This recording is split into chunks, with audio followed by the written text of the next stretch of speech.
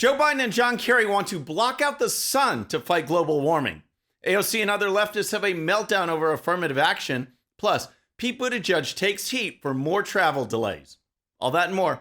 I'm Bobby Eberle. This is a 13-minute news hour. God bless the United States of America.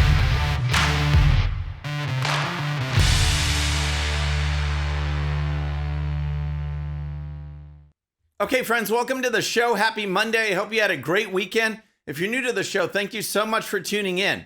We're going to start with Joe Biden, climate czar John Kerry, and Biden's entire environmental team, because they are exploring an idea that ranks right up there with the dumbest ideas of all time, like, say, trying to create rocket roller skates.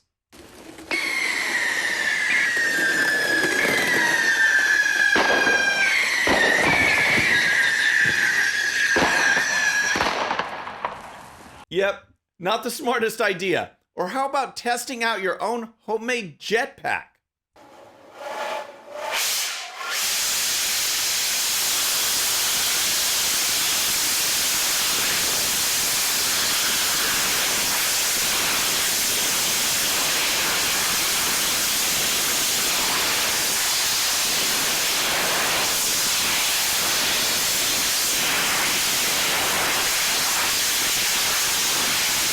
That guy started off so promising too. But unless you're Iron Man, you probably shouldn't be making your own jetpack. Well, Joe Biden and his team are now having their own hold my beer moment by saying, we can top that. Yep, Biden, Kerry, and company are taking their fight against global warming to the next level by wanting to block out the sun. That's right. Biden is looking at possible deployment of technologies designed to block sunlight in order to dramatically cool the planet. What could possibly go wrong? As reported by the Epic Times, the Biden administration just released a new report on solar radiation modification, or solar geoengineering, so they can consider the pros and cons of artificially messing with the Earth's atmosphere to lower the Earth's temperature. Here's how it would work. Meanwhile, Bill Gates is backing the first high-altitude experiment of one radical climate change solution, creating a massive chemical cloud that could cool the Earth. It's called solar geoengineering, and it's highly controversial. It would look something like this. Thousands of planes would fly very high and use nozzles to inject millions of tons of light-reflecting particles into the stratosphere. It would create a thin chemical cloud of those particles around the whole planet, blocking some sunlight from reaching the surface. It would mimic a giant volcanic eruption, which we know cools the Earth. Yep, works just like a volcanic eruption, and Bill Gates is involved. Raise your hand if you want any part of that combination. The efforts to implement solar radiation modification are being met with some resistance. Not all scientists are in consensus, as opposed to what Beto O'Rourke would always love to say. This is our final chance. The scientists are absolutely unanimous on this, that we have no more than 12 years to take incredibly bold action on this crisis. What a goof. In January of 2022, a group of scientists published an open letter making the case for an international non-use agreement on solar geoengineering. But as this is going on and the dangers are being noted, not to mention are completely obvious, private companies are still doing testing, and Joe Biden wants to weigh the pros and cons. All right, next, let's talk about the Supreme Court's ruling on affirmative action. But first, if you're new to the show or haven't subscribed yet, regardless of platform, just search out my name. Hit that subscribe button, make sure notifications are turned on. That way you can follow the show and help us grow. Okay, next let's talk about the left-wing reaction to the Supreme Court's ruling, which struck down race-based admissions at America's colleges and universities. This is a huge ruling, and it's one that I have been praying for a long time. Anyone who knows me or has watched the show knows that I'm an advocate of MLK's colorblind society. Judge people by the content of their character, not the color of their skin. Merit over Marxism, as I like to say. But the left exists on a climate of division. They promote victimhood, and their only solution is to strike back at so-called oppressors. The result, which they know is not unexpected, is to actually exclude instead of include. The result is to promote racism while calling opponents racist. It's all upside down, but the chaos leftist policies create is also part of the end goal. But now, the Supreme Court has struck down an actual example of systemic racism. And of course, Democrats and others on the left are completely freaking out. We cannot let this decision be the last word. I want to emphasize, we cannot let this decision be the last word. While the court can render a decision, it cannot change what America stands for. Alexandria Ocasio-Cortez had a host of nonsensical comments following the Supreme Court's ruling, which shows she has absolutely no grasp of how the Constitution actually works. The Supreme Court is going themselves much too far. They are expanding their role into acting as though they are Congress itself. And that, I believe, is an expansion of power that we really must be focusing on. The danger of this court and the abuse of power in this court, the Supreme Court is far overreaching their authority. And I believe, frankly, that we really need to be having conversations about judicial review as a check on the courts as well. Well, she clearly doesn't know what the term judicial review means. And what's so interesting about the left is they will rail against something that they actually want because they aren't getting the outcome that they want. The left wants the Supreme Court to act like a legislative body. That's just a fact. That's why during Supreme Court confirmations, the Democrats go about asking, they don't ask about the Constitution. They ask nominees how they feel about certain issues. How do you feel about gay rights? How do you feel about abortion? The left wants legislators. They are in a meltdown now because they are simply not getting the decisions they want. So they are crying that the court is acting like Congress. It's just classic. But here's the thing. As much as they are complaining, the American people support getting rid of affirmative action, racial preference policies. They want people treated equally, not held back because of race, not excluded because of race. According to an ABC News Ipsos poll, they found 52% approve of the ruling, while only 32% disapprove. And that disapproval is driven significantly by Democrats. 75% of Republicans favor the ruling. 58% of independents do as well. But for Democrats, only 26% approve. The reason? Americans want rewards given to people who earn them. It's a very simple concept. And yet, you have people like MSNBC's Joy Reid lamenting the end of college affirmative action, saying that's the only reason she was able to get into Harvard. Well, let me just be clear. I got into Harvard only because of affirmative action. Anyone who ever watches her show on MSNBC knows that what she said is exactly right. No doubt about it.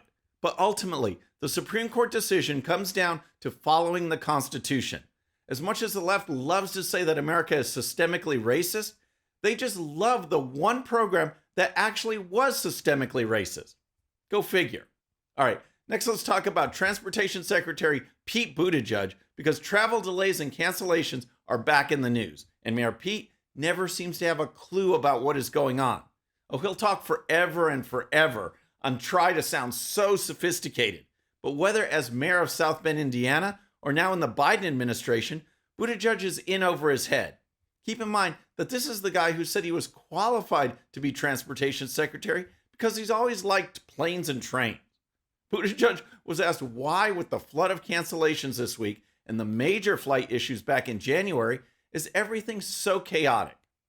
Well, if you look at the overall picture, we've seen a lot of improvements, but we had a hard few days with severe weather at the beginning of the week, and that definitely put enormous pressure on the system. I think most passengers understand that no one can control the weather, but anything that's under the control of the airlines and anything that we can do on the FAA side, we need to continue pushing to make sure that there's the smoothest possible experience for air passengers everywhere. Blah, blah, blah. But luckily, the Face the Nation host stuck with this topic for a little longer and didn't just accept the canned opening response. And to that point, private industry seems to be pointing back to your office. JetBlue's president said she was blaming the FAA. United CEO was very clear, saying the FAA failed us. The DOT's Inspector General said last month the FAA has no real plan in place to fix the problem of inadequate air traffic control staffing in Miami, New York, key hubs. Nice follow-up. I hate when these officials get asked a question that may actually be a good question, but then the host just accepts the bogus answer. I at least appreciate the follow-up. Now, let's see Mayor Pete's response. Well, first of all, let me be very clear that even according to the industry's own data, Air traffic control staffing issues account for less than 10% of the delay minutes in the system. FAA is using new technology, for example, to open up routes that are more direct using GPS, which means less flight time and ultimately can contribute to less congestion.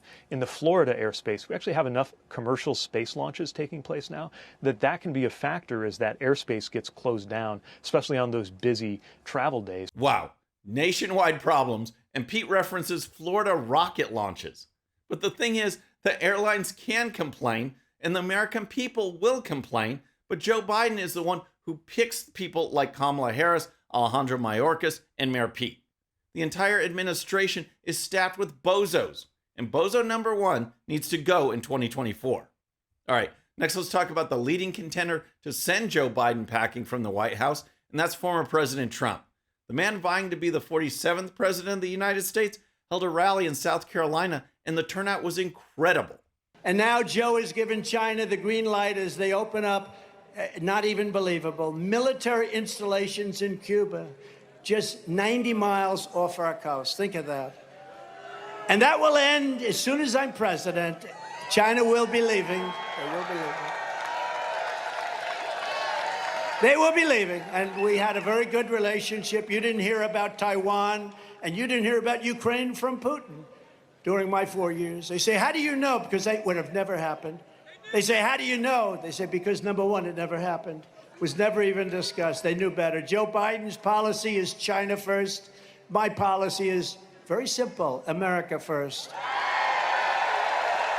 I just love it. America first. It seems logical and filled with common sense.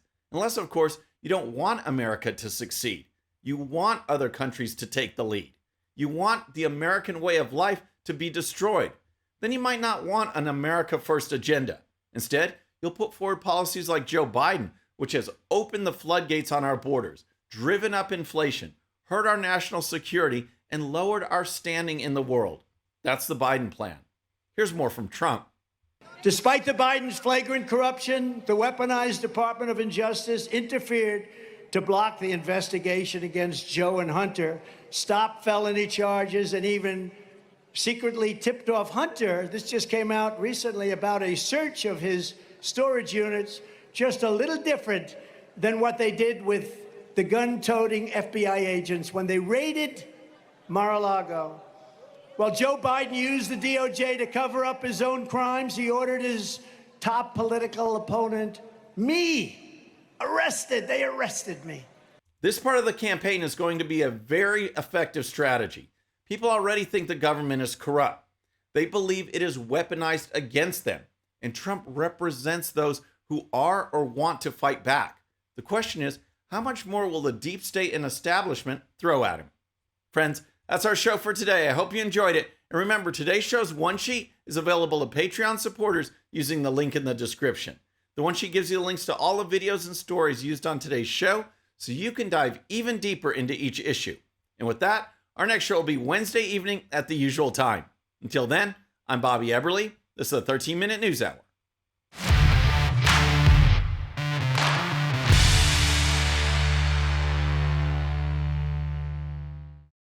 All right, friends, thanks again for tuning in. I really appreciate it. And before you go, please hit that subscribe button above. Once you do, tell your friends, share it, spread the word about the 13-Minute News Hour so we can keep growing. And for more great content, check out these videos right here, and I'll see you next time.